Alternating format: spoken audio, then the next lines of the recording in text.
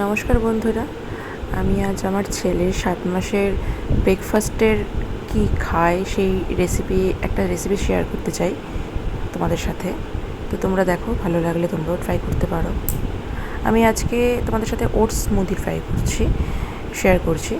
তো এটা বানানোর জন্য আমি ফার্স্টে ওটসটাকে ড্রাই রোস্ট করে গুঁড়ো করে রেখেছিলাম।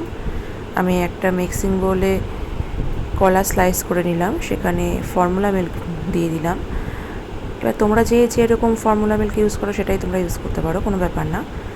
আর এই ওটসটাকে আমি নিয়ে নিলাম 1 টেবিল স্পুন, সেটাকে আমি জলে ভালো করে সেদ্ধ করে নিলাম।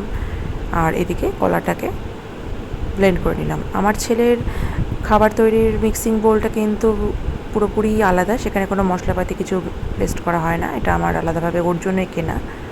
তো কলাটা পেস্ট করার পরে ওই সেদ্ধ করা ওটসটার সাথে মিলিয়ে নিলাম। ব্যাস, আমার ছেলের ওটস স্মুদি রেডি। তো এবার ওকে খাওয়ানোর পালা। আমার ছেলে এটা বেশ আনন্দ করেই খেলো। তো তোমরা তোমাদের বেবিদের সঙ্গে ট্রাই করতে পারো। টাটা।